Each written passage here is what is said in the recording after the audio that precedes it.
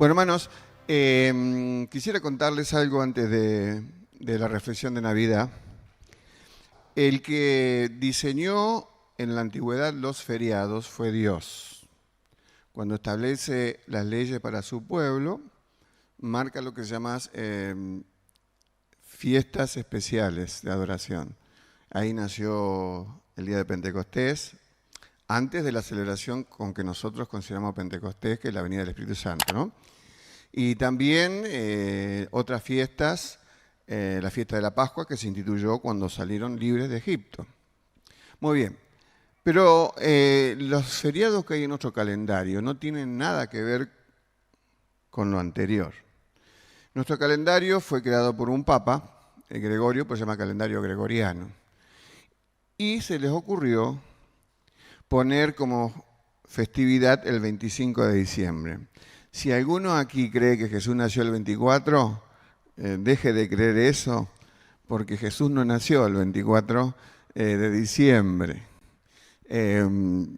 Tampoco sabemos la fecha cierta. Algunos lo calculan por el Evangelio de Lucas, que había oficios sacerdotales que tenían turnos y calculan que por la aparición del ángel al padre de Juan el Bautista, más o menos en abril. Para nosotros ya no interesa, porque nosotros, imagínense que si encontráramos la fecha exacta, estaríamos a contramano con el mundo. Festejarían Navidad en diciembre y nosotros en abril. Pero lo importante es que cuando se formó esa fecha, miren lo que la reacción de la iglesia. En ese tiempo, gran parte del mundo era analfabeto. Entonces la única manera de enseñar la doctrina era transmisión oral. Y entonces se escogieron que 4 domingos antes de Navidad, la iglesia cristiana, ¿qué tenía que hacer? Predicar acerca de la doctrina esencial de nuestra salvación, que es la encarnación de Jesucristo.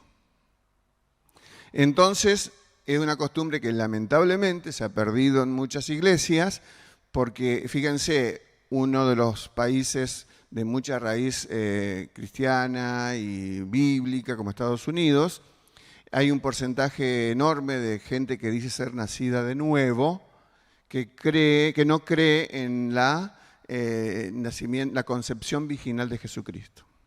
¿Y eso por qué es una piedra esencial de nuestra fe el hecho de la concepción virginal de Jesucristo? Porque si Jesús hubiera nacido de la unión entre María y José, era igual a mí. Yo soy pecador, o igual a vos que sos pecador, y no reuniríamos las condiciones de ser el Salvador, ¿no? El Señor. Así que por eso es muy importante que reflexionemos sobre el hecho del tiempo de la encarnación. Y por eso es que diciembre debe ser un tiempo donde la iglesia reflexione sobre este hecho glorioso. Bueno, hoy quisiera hablarles sobre dónde vive Dios. Si decimos y creemos que Dios es omnipresente, bueno, la respuesta es vive en todos lados. Pero hay lugares especiales en el cual Dios ha vivido a través de la historia y representa algo muy importante en la revelación bíblica. Yo quisiera hablarle de 4 lugares en la Biblia donde Dios vivió. ¿En qué lugar vivió Dios por primera vez? En la vida de Adán, ¿no? Entonces, la primera casa, vamos a pasar a la que sigue. Vamos a llamarle caprichosamente la casa primaria. Sería el prototipo de casa. No sabemos el espacio de tiempo en el cual el Señor vivió porque no hay el conteo desde cuándo Dios creó al hombre en una manera inusitada, diferente a como venimos nosotros al mundo. Creó sin intervención de hombre, sin intervención de mujer. Y nació entonces ya adulto, y luego de su mitad nació Eva. Fíjense allí, para poder... hay hermanos que están aquí de visita de Brasil, bienvenido, que le va a ser más fácil leer que a lo mejor él habla. Entonces fíjense allí, la casa primaria de Dios tenía 3 partes. Por eso cuando la gente dice un individuo, el hombre, la palabra esa nació de creer que el hombre era cuerpo y alma. ¿El hombre es cuerpo y alma solo? No. Espíritu. sería entonces indivitrio, la palabra que dio ser. Entonces fíjese allí, dividido, en la parte del cuerpo donde tenemos los 5 sentidos que nos permiten comunicarnos con el medio donde nos movemos. Esto parecido a un durazno, ¿vieron que uno come un durazno? Sería el cuerpo, lo que uno come. Después está el carozo, que sería el alma, y si uno rompe el carozo, ¿qué hay dentro? Una pepita. Bueno, por ejemplo, los animales, hay mucha gente muy afecta a los animales, el animal tiene cuerpo y tiene alma, no tiene espíritu. Por eso ese movimiento moderno que es anticristiano, que se llama PETA, que defiende los derechos de los animales colocándolo al animal a la altura del hombre, se equivoca.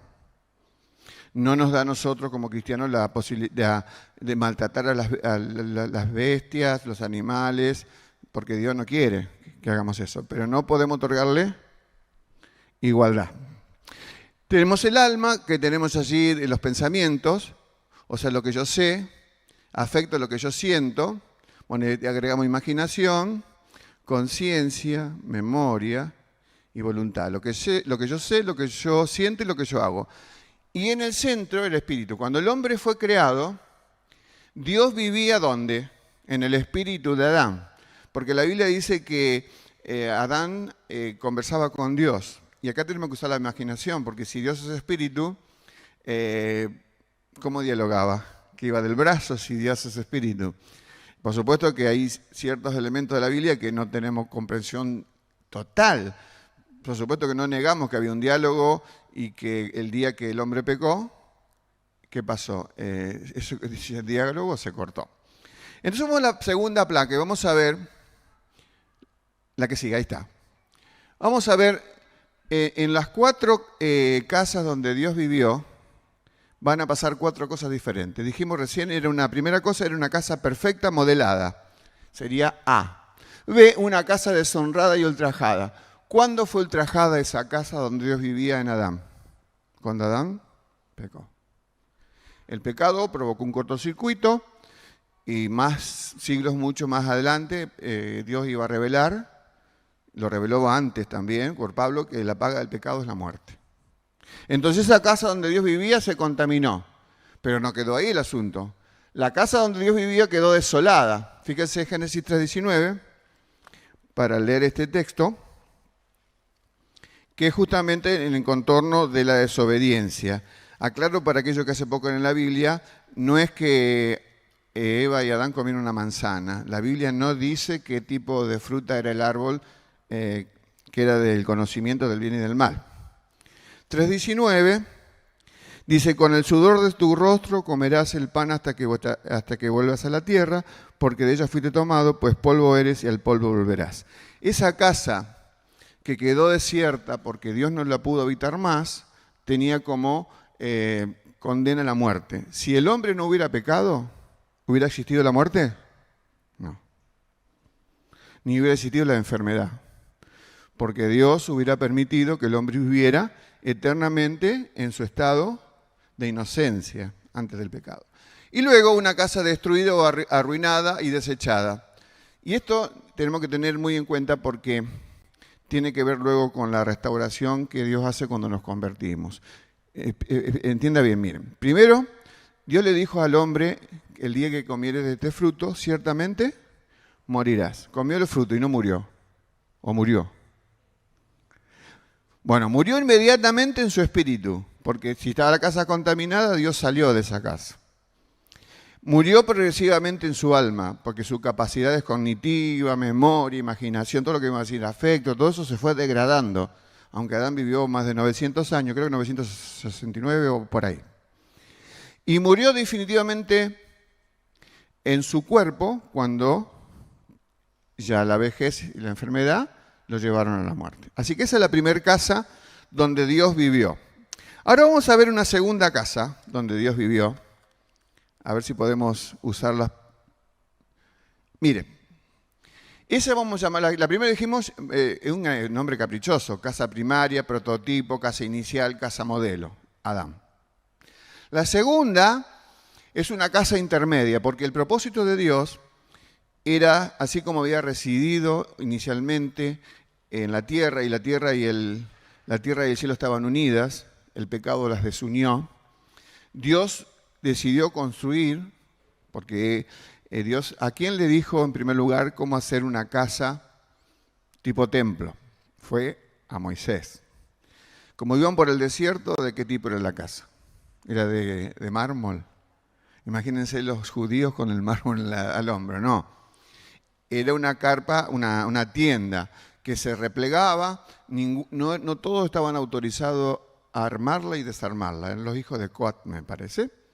Y también tenía que ser llevada al hombro, no se permitían elementos de transporte más que los hombros, porque era una casa sagrada. ¿Por qué era sagrada? Porque Dios vivía en ella. Así que primero vivió en Adán, hasta que Adán desbarrancó, despreció la voluntad de Dios, planeó su propia vida. En esta casa, fíjense, las dimensiones de esa casa era parecida a este templo. Miren, allá arriba dice las palabras, lugar santísimo era un lugar muy especial donde había un mueble que era el arca. Eso representa el espíritu. En el medio está el lugar santo, donde estaban los hermanos judíos viviendo comunión. Y en el lugar externo, donde dice atrio, había un lugar para donde se hacían los sacrificios. Y había una fuente donde había una continua lavado de las personas que ejercían el sacerdocio. Bueno, esto tenía muchos propósitos. Uno de los propósitos importantes era hacer sacrificios. Entonces en el creyente antiguo se le estampó en su mente, esto lo pueden corroborar los que son psicólogos, la repetición de un hecho que era la muerte de animalitos inocentes por el pecado del hombre, provocaba en la mente del hombre este principio que Dios quería llevar adelante. Sin derramamiento de sangre no puede haber perdón de pecados. Muy bien. Así que de alguna manera, empezó primero siendo un tabernáculo, porque 40 años anduvieron deambulando por el desierto, y luego cuando se instalaron, el deseo de David era construir este mismo templo en lugar de ser de tienda, de tela, se hizo con materiales concretos. Él tuvo la intención de hacerlo y dijo, no, vos derramaste mucha sangre, no te voy a permitir que lo hagas. ¿Y quién lo hizo? Salomón. Por eso en la antigüedad era una de las más grandes bellezas del mundo antiguo, el templo de Salomón. Pero vamos a ver que va a pasar lo mismo que pasó con Adán. El pueblo comenzó a apartarse de Dios. Entonces esta casa la llamamos caprichosamente intermedia, fue diseñada por Dios. Dice Éxodo 25:40, cuando Dios le está dando instrucciones a Moisés, llega el momento que le da instrucciones de cómo construir este lugar. Bueno, no es 40, porque Éxodo 25, sí, 40 dice. Mira, dice Dios a Moisés, después de decirle los muebles que ven adentro del templo, hazlo conforme al modelo que te ha sido mostrado en el monte. Así que la maqueta original la tenía Dios y Dios le dijo a Moisés, este es lo que yo quiero que hagas. Y es eso lo que se plasmó. Pero miren, va a suceder las 4 cosas que sucedieron con Adán, van a suceder con esta casa intermedia. Primero fue una casa diseñada por Dios. ¿Quién diseñó a Adán? Dios. Perfecto lo hizo. El hombre perfecto, pero el pecado le trastocó todos esos hechos. Segundo lugar, fue una casa deshonrada. Y en Mateo 21:13, en el Evangelio, Jesús, porque el templo hebreo original de Salomón fue destruido por un pueblo invasor que era el imperio babilónico. Pero después en la época de Esdras y Nehemías se reconstruyó el templo con las mismas dimensiones, pero de ninguna manera tenía, diríamos, la orquestación inicial, el oro y todo eso, porque ya el pueblo estaba en la peor de sus pobrezas. Y cuando vino Jesús, era ese mismo templo que había hecho Esdras y Nehemías, nada más que Herodes, un rey idumeo, extranjero, para congraciarse, remodeló el templo. Y estaba muy lindo. Cosa que al final de su ministerio la gente le preguntó a Jesús, y ahora vamos a ver qué le contestó Jesús que iba a pasar con el templo. Así que Primero fue deshonrado. Mateo 21:13, quiero leerles. Mateo 21:13 dice, y les dijo, escrito está, mi casa, fíjese, pertenencia, mi es pertenencia, mi casa, casa de oración será llamada, mas vosotros la habéis hecho, y esto es durísimo, nosotros hoy tal vez no alcanzamos a dimensionar cuando Jesús dijo cueva de ladrones. ¿Por qué? Porque alrededor del templo hebreo, fíjense ahí, había un mercado infame donde los adoradores que venían de lejos, que tenían que comprar un cordero o una paloma para ese sacrificio, le cobraban 5, 7, 8 veces más de lo que valía. Y aparte que había un mercado de cambio, y entonces ahí estafaban a los adoradores. Entonces Jesús, cuando llegó y vio todo eso, está en el Evangelio de Juan y está en el final de Mateo, por eso los estudiosos dicen que puede haber sido 2 veces que Jesús hizo esto, y otros dicen que fue una vez, nada más que relatado el inicio del ministerio de Jesús y otro en el final. Así que Jesús dijo que era una cueva de ladrones porque esa gente tenía simplemente una expresión religiosa y su corazón no estaba en línea con Dios. Bueno, muchas veces pasa en el mundo de la iglesia cristiana. Hay muchas veces que hay creyentes que muestran una fachada de verdadero cristiano, de verdadero adorador de Dios, y sin embargo su vida, fuera de los cultos, es la expresión de alguien que va a contramano de Dios.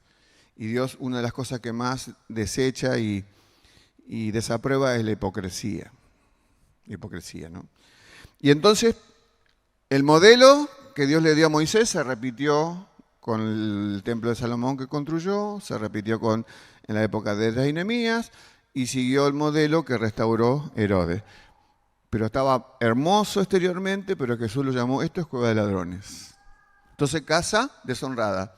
Pero fue casa desolada, porque todo era motivo de algo vicioso. Si ustedes leen la historia que la saben, de historia de Jesús en su final, tenía que haber un solo sacerdote máximo, sumo sacerdote, y había 2, suegro y yerno, Anás y Caifás. Eso era sinónimo de corrupción religiosa.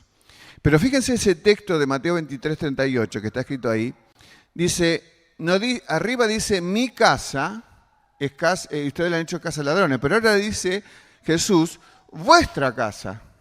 Él ya se había ido de ahí. No podía pertenecer a un sistema corrupto. Y que sus ejecutores fueron los que persiguieron a Jesús por la limpieza de vida, por su vida ejemplar, que contrastaba con la vida pecaminosa de aquellos adoradores. Así que de casa modelo fue a casa deshonrada, de casa desolada, ¿y cómo terminó? Destruida. Vieron que estamos siguiendo la misma línea de lo que le pasó a Adán.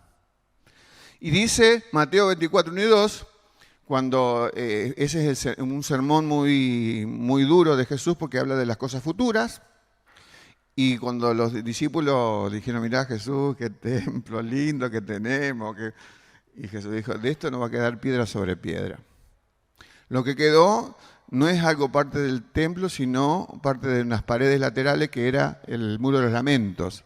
¿Vieron dónde van los judíos y hacen así? Y ponen mensajes. Ahora creo que está prohibido poner mensajes, pero lo que es el templo, como yo le mostré hoy en la maqueta esa del lugar santísimo, lugar santo, y el patio, eso quedó destruido. Bueno, pero hubo una tercera oportunidad, y esto sí, ahora se pone muy lindo esto en la historia bíblica. Vimos primero la casa primaria, Adán. Casa intermedia, el templo en el mundo hebreo. Y ahora vamos a ver algo hermoso. La casa perfecta. ¿Quién es la casa perfecta? Jesús. Jesús. Muy bien. Y cuando yo estaba estudiando esto y estaba consultando algunos textos, en esto me quedé planchado.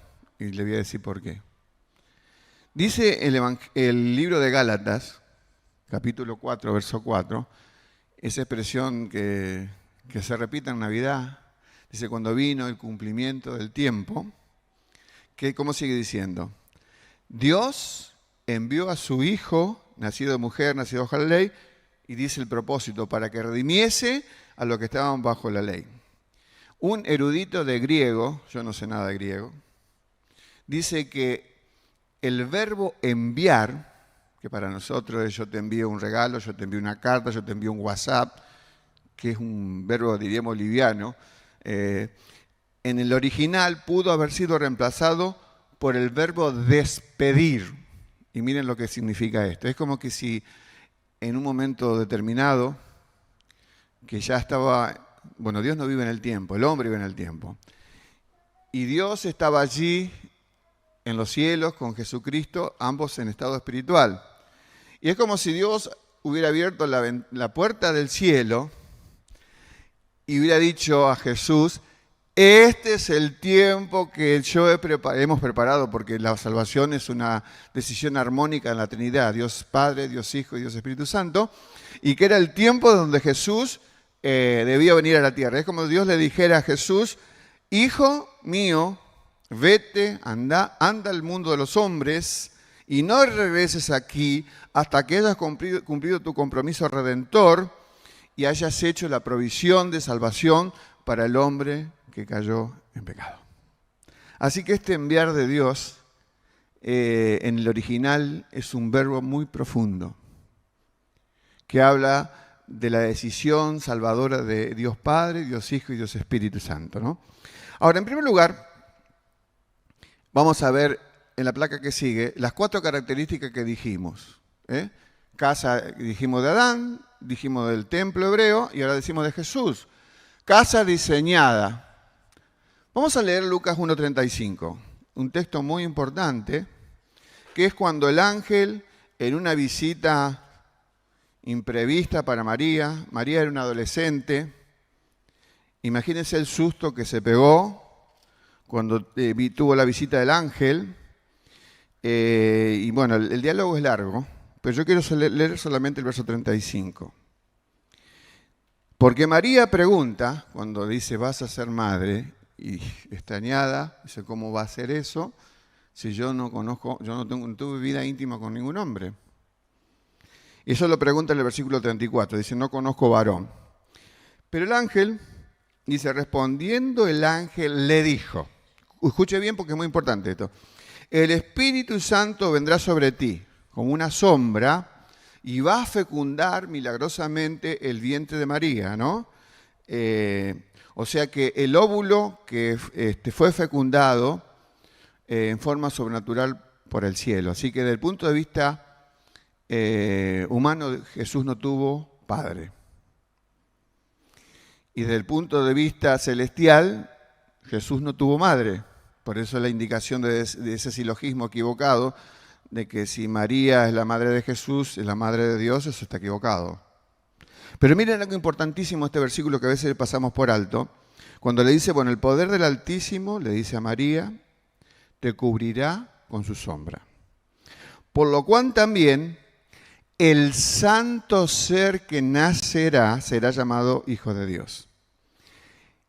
Y este es un versículo que no han visto bien los testigos de Jehová, porque es una mala traducción, involuntaria por supuesto, porque si dice el santo ser que nacerá, da la idea de que hay nacimiento espiritual en Jesús. Y Jesús no tiene nacimiento espiritual, es eterno. Lo que debió traducirse acá es lo santo que nacerá. Y se referiría solamente, exclusivamente, al cuerpo humano semejante al nuestro, excepto con el pecado.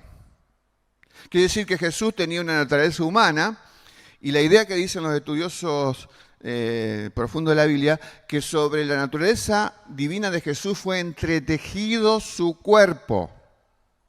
Por esa razón Jesús es Dios preexistente, pero desde el punto de vista humano tuvo nacimiento. Eso es lo que se celebra en Navidad. Y ese es el milagro más grande, que escuché una frase muy buena esta semana también, que la Navidad no debe ser celebrada, debe ser proclamada. Porque esto es lo maravilloso de nuestro Dios. Aquí está la esencia de nuestra salvación. Es que tuvo comienzo en María y en forma milagrosa, diríamos la semilla, el semen del cielo, en un ser humano, que por supuesto era pecador como nosotros, pero que fue un instrumento de gran bendición. Y nosotros como evangélicos respetamos a María y la consideramos una mujer que sirvió a los propósitos de Dios. Tuvo que cargar la vergüenza de ser una madre soltera, aunque estaba desposada, según la Biblia dice, pero como explicaba, que todavía no estaba unida en matrimonio con José. Pero allí debió decir entonces, vuelvo al verso 35 de Lucas 1, lo santo. Lo es un artículo neutro para determinar exclusivamente referido al cuerpo de Jesús, no a la naturaleza humana. Porque si no sería el Señor Jesús un semidios, que no tiene la categoría de Dios porque fue creado a posteriori, cosa que no es cierto. Bueno, entonces fue diseñada por el cielo, estoy hablando de la naturaleza humana de Jesús. Y en segundo lugar fue deshonrada porque Isaías 53:6, ustedes saben que en ciertos grupos judíos se ha prohibido durante siglos la lectura del capítulo 53 de Isaías, porque es el capítulo más evangélico del Antiguo Testamento. Parece el Evangelio de Mateo o alguno de ellos. Y la explicación de aquellos que sí lo leen es para decir que esa profecía se refiere al pueblo de Israel. No se refiere al pueblo de Israel, porque fíjense, ese versículo solo dice, el Señor cargó en él. Puede ser, uno dice, bueno, puede ser el pueblo, pero por el contorno de todos los versículos que están aquí, que son 12, pero son potentes, cargó en él el pecado, que sigue, de todos nosotros, 52, 6. No, son 15 versículos. Por tanto, mi pueblo sabrá mi nombre, por esta causa en aquel día, porque yo mismo que hablo, aquí estaré presente. 53, 6. Todos nosotros nos descarriamos como ovejas, cada cual se apartó por su camino, mas el Señor cargó en él, en ese Mesías prometido, lo llama allí siervo de Jehová. Es otro título para el Señor. El pecado de todos nosotros. Así que empezamos. Diseñado en forma perfecta, porque ¿qué le dijo el ángel? Lo santo que nacerá. Modelo de hombre perfecto. Y Jesús fue. Por eso uno de los títulos de Jesús, ¿cuál es? Es el Hijo del Hombre. El significado del Hijo del Hombre, ¿cuál es? El hombre modelo perfecto. Ya con el título, que es uno de los más repetidos en los evangelios, especialmente en Lucas. Y 3, ya se pone ahora espeso el asunto, pero para perjuicio de Jesús, pero para beneficio de nosotros, porque lo que voy a citar ahí es una frase que Jesús dijo desde la cruz. Jesús dijo desde la cruz 7 frases, en la manera que él estaba y que según los médicos, lo que sucedió en Jesús fue la explosión del corazón, que fue la manera por la que él murió, y la deshidratación. Pero en el momento más tremendo, en Mateo 27, no está el versículo, el número, pero lo podemos buscar, Mateo 27, Jesús está allí exclamando lo que nunca, jamás había dicho. Porque hasta ese momento, en la intimidad entre Dios Padre y Dios Hijo jamás había tenido un segundo de interrupción. Dios Padre, Dios Hijo y el Espíritu Santo vivieron una permanente comunión. Pero acá va a haber algo que va a determinar la ruptura de este vínculo íntimo. ¿Y cuál es la razón que se rompe el vínculo íntimo entre Dios el Padre y Dios el Hijo? Mi pecado y tu pecado. Vieron que David había escrito en el salmo tan precioso que los cristianos recordamos la mayoría de memoria, cuando él dice, aunque ande en valle de sombra de muerte, no temeré mal alguno porque tú estarás conmigo. Jesús pudo haber recitado el Salmo 23 menos ese versículo. ¿Por qué? Porque cuando se le cargó el pecado de todos nosotros, Dios lo tuvo que desamparar. Entonces por eso Jesús dijo, creo que lama sabactaní, que es Dios mío, ¿por qué me has desamparado? Eso es uno de los verdaderos tesoros de la Biblia. y de la vida de Jesús, que él dice, Dios mío, ¿por qué me has desamparado? Porque en ese momento que él moría, Dios puso mi pecado, todos mis pecados, toda mi maldad, la tuya, la de los que vivieron antes de Jesús, la que todavía van a vivir y van a seguir pecando, hasta que Dios diga basta. Estaban reunidos en una tremenda carga, por eso dice Jehová cargó en él el pecado de todos nosotros. Entonces, esa casa que era perfecta, porque como el Señor Jesús nunca cometió pecado, el funcionamiento de su cuerpo, inclusive su muerte, dice un salmo, no iba a sufrir corrupción. Todos nosotros cuando muramos, no queremos que ocurra eso, queremos que se postergue lo más que se pueda, pero nadie tiene la vida comprada. El segundo inmediato de nuestra muerte comienza la putrefacción de nuestro cuerpo. Perdón esta frase que yo estoy diciendo. Pero en el caso de Jesús no. Su santo no vio corrupción. Dice un salmo y creo que está repetido en el Testamento. Y vamos a la cuarta y última de esta casa perfecta que es Jesús. En Juan 2:19, esto es interesante porque allí Jesús está visitando el templo. Juan 2:19. Y dice allí esta frase muy interesante. Es cuando se purifica el templo. Hoy citamos una frase donde dice que Jesús llamó a esa gente que había convertido esa casa a una cueva de ladrones. Pero el versículo 19 dice, respondió Jesús, porque los judíos le preguntaron, ¿qué señal nos muestras ya que estás limpiando la casa que según Jesús era una cueva de ladrones? Y Jesús le responde, destruid este templo y en 3 días lo levantaré. Si estuviera presente el Señor y tuviéramos una película, Jesús no dijo así, destruid este templo y en 3 días no. Jesús, destruid este templo, se habrá señalado a sí mismo, y en 3 días lo levantaré. Cosa que ocurrió se refería a su muerte y su resurrección. Así que empezamos con una casa perfectamente diseñada, una casa que fue deshonrada por el pecado nuestro y fue desolada porque Dios no puede habitar un lugar contaminado. Por eso se fue de Adán, se fue de su templo. Fíjense que en el momento antes de que se destruyera el templo, usted lee el libro de, creo que de Jeremías y Ezequiel, la gente cantaba templo de Jehová, porque ellos tenían una idea como un amuleto. Dios no va a destruir su templo. Y yo le decía, ¿sí lo voy a destruir? No lo va a destruir el Señor. No, sí lo voy a destruir porque ese templo es una cáscara. La vivencia espiritual de ese templo no existe. Por eso lo voy a destruir. Y Dios lo destruyó. Pero acá no estamos hablando de eso, porque acá tenemos una casa perfecta que tuvo que ser destruida por causa de nosotros. Y vamos a la cuarta casa que Dios construyó, para ir terminando. Y dijimos, la primera casa, la casa modelo, prototipo, Adán. La segunda dijimos que era la casa intermedia, eran los templos. Tercero dijimos la casa perfecta que es Jesús. Y ahora vamos a la cuarta, que es la casa definitiva de Dios en esta tierra, que somos los verdaderos cristianos. Qué lindo esto. Esto es algo extraordinario, que es una experiencia solamente que tuvo razón de ser luego de la cruz. Antes de la cruz solamente dijimos de Adán, pero en ningún otro ser humano Dios habitó interiormente. Dice la Biblia que Dios descendía sobre ciertas personas en especial, profetas, reyes, pero cuando esos empezaban a portarse mal, Dios se iba de ellos. Pero qué bueno que de nosotros no se va, si somos de Cristo, si somos de Cristo, aclaremos. Vamos a leer 1 Corintios 6, 19 y 20, donde Pablo pregunta, el problema, ¿por qué está este texto en la Biblia? El asunto era el siguiente.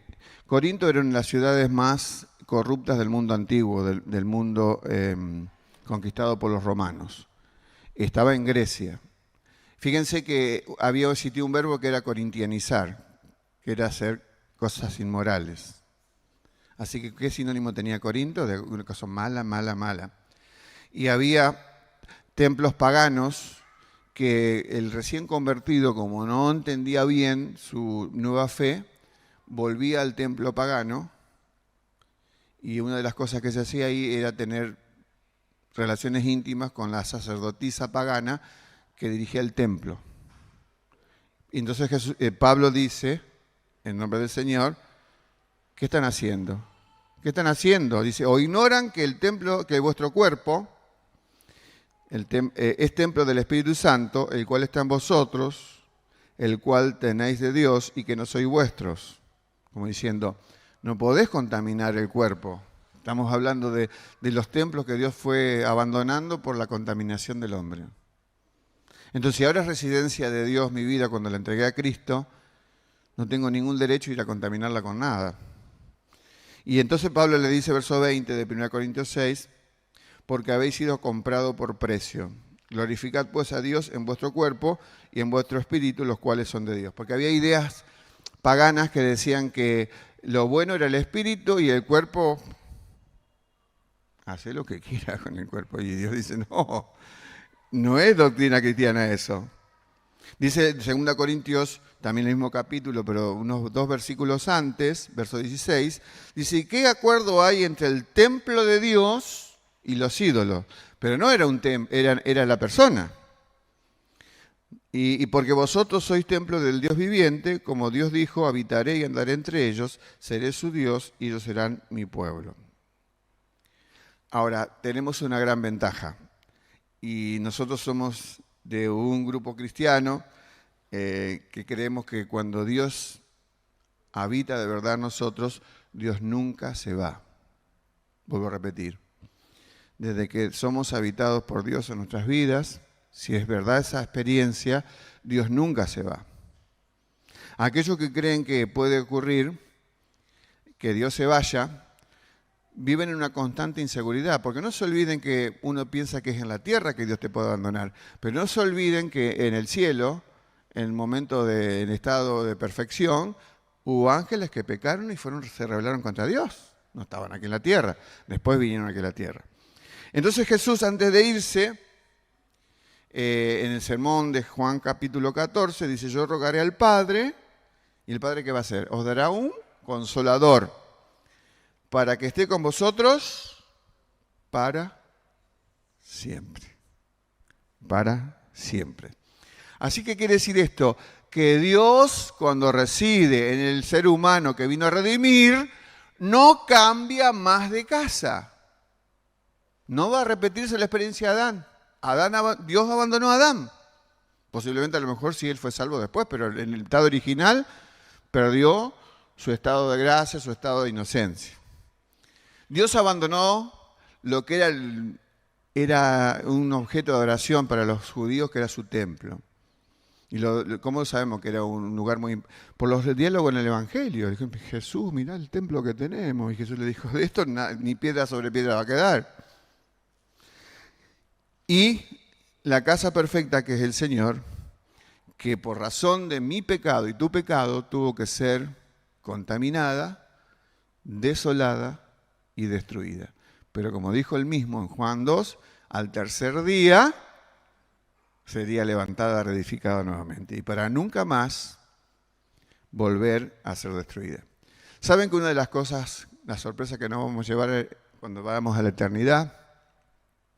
Una vez alguien preguntó si había alguna cosa en el cielo que hayamos hecho los hombres.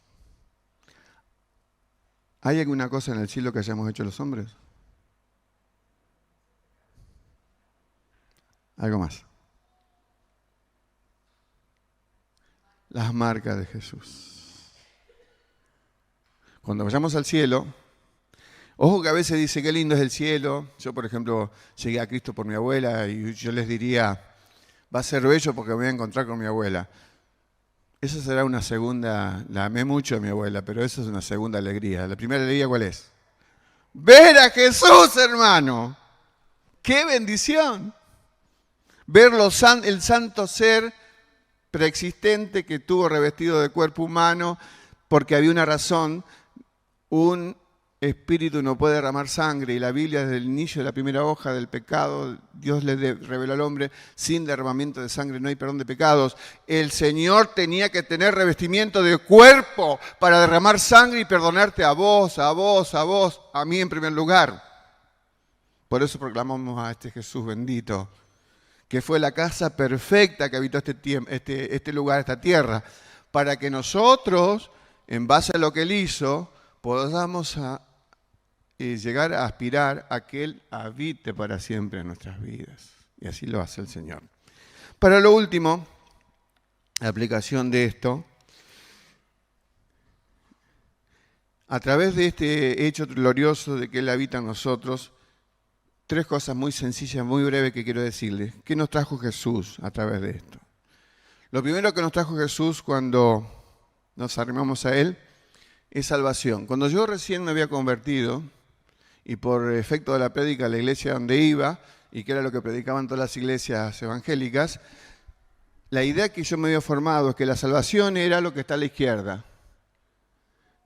Era sacar al hombre de la tierra de pecado y llevarlo al cielo. Eso es parte del mensaje evangélico. Pero eso es consecuencia de la salvación. La salvación es lo que da a la derecha. La salvación es que Dios haya salido del cielo y que haya entrado en seres pecadores, viles, depravados como nosotros, con un corazón corrompido y sin rumbo. Y Él nos otorgó el verdadero rumbo. Así que lo primero que trajo el Señor es salvación, pero entendiendo esto de aquí, que está a la derecha de ustedes. Segundo elemento que trajo el Señor es seguridad eterna. Yo cuando el Señor me da el privilegio de compartir el Evangelio con una persona uno a uno, luego de compartir el Evangelio y que la persona haya tenido una respuesta positiva, el primer versículo que le menciono generalmente es ese texto que está en Hebreos 13:5, cuando Dios dice, nunca te dejaré ni te desampararé. Y eso genera en nosotros una seguridad, no que la fabriquemos nosotros, sino que es una gracia que Dios nos da, de tener esa bendición. Así que, hermano, a veces tenemos recaídas en el pecado, a veces el pecado nos vuelve a manchar, pero ya no va a ocurrir más lo que ocurrió con Adán, que Dios abandonó ese lugar. No va a ocurrir más como pasó con los hebreos, que Dios dijo, en este templo no habito más porque lo han contaminado. Pero aún en este mi hijo que ha caído en pecado, Dios puede traerte a lo mejor una disciplina. Dios la sabe cómo será a nosotros, ¿no? Pero nunca va a abandonarnos. Así que eso dice el libro de Romanos 4, 7, 8. Dice, diciendo, bienaventurados aquellos cuyas iniquidades son perdonadas y cuyos pecados son cubiertos. Bienaventurado el varón a quien el Señor no inculpa de pecado. Por eso Dios nos da esta seguridad, bendita seguridad, que no deriva, no es que cuando viene Cristo a tu vida, vos por portarte bien lográs que el Señor se quede, no es eso. Es una gracia que Dios te da a pesar de mi comportamiento, Dios está en mi vida porque Dios me ha redimido. Y como no es un verbo que exista, pero esto lo repetía Luis Palau siempre, ¿no? Él decía, el que nace no desnace. Así como en tu nacimiento físico, el mío fue una vez, el nacimiento espiritual también es una vez. No es que volvemos a nacer de nuevo y volvemos.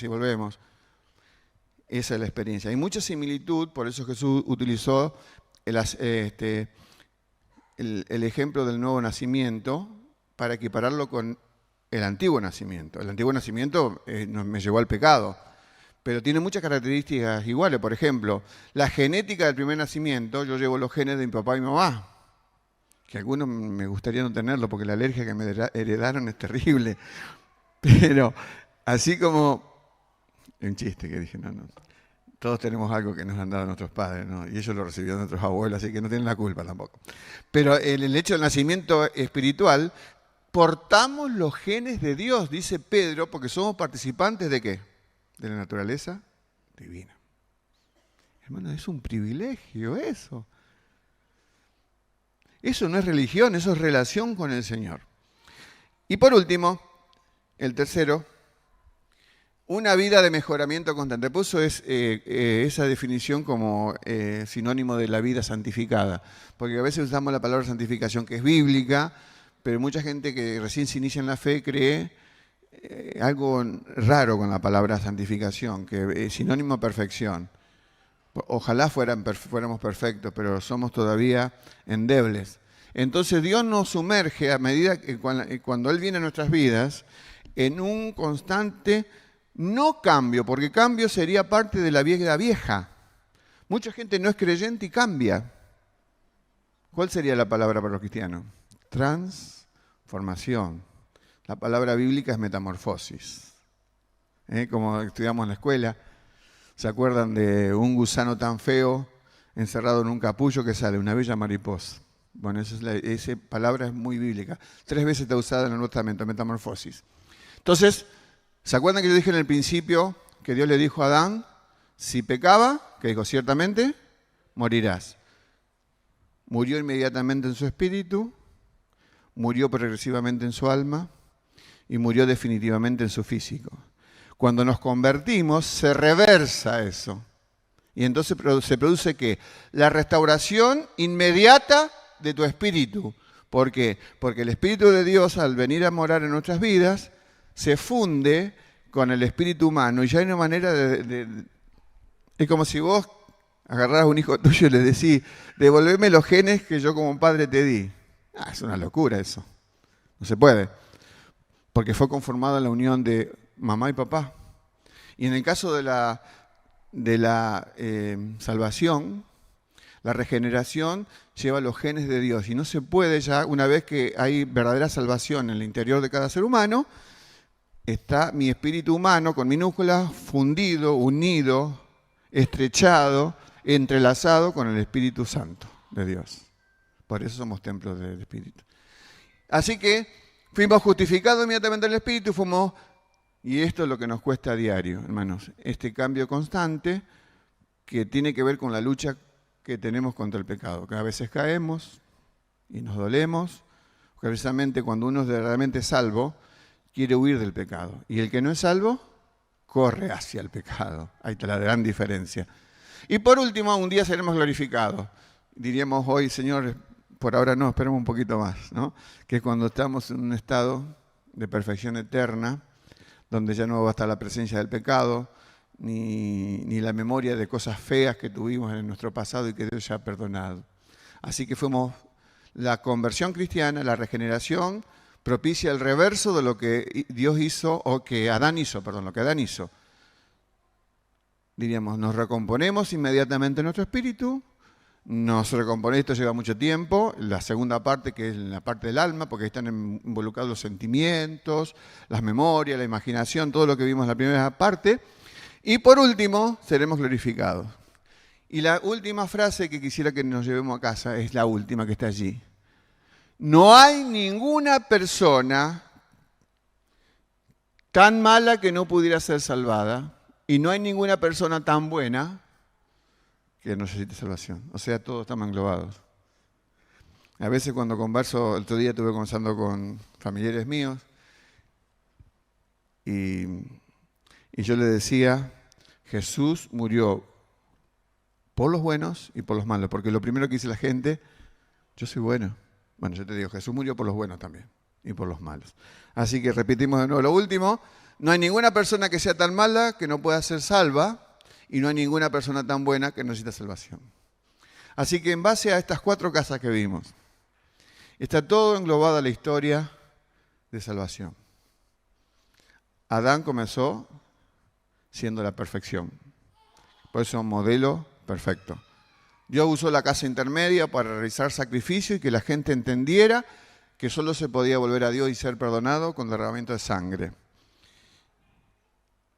Y Dios tuvo que venir en Jesucristo para mostrar una casa perfecta. Y esa casa perfecta, aún por decisión del Señor, fue manchada por el pecado, contaminada, desolada y destruida. Y ahora es nuestro turno de tener esta casa que Dios debe cuidar, que es la casa definitiva, donde Dios está habitando, y por eso debemos tener cuidado de no contaminarla, de no usarla con propósitos que no sean santos. Que Dios nos bendiga, y que en este tiempo especial de la Navidad proclamemos la Navidad, el hecho glorioso de que el santo ser, lo santo que nacerá, como se le dijo a María, es el Redentor, el Salvador de nuestras vidas. Amén. Amén. Nos ponemos de pie y nos despedimos en oración. Señor nuestro Dios, gracias porque tuvimos una pincelada de las casas que tú habitaste. Ya la primigenia, aquella que fue el modelo, al corto plazo, Señor, fue desechada y tú tuviste que abandonarla.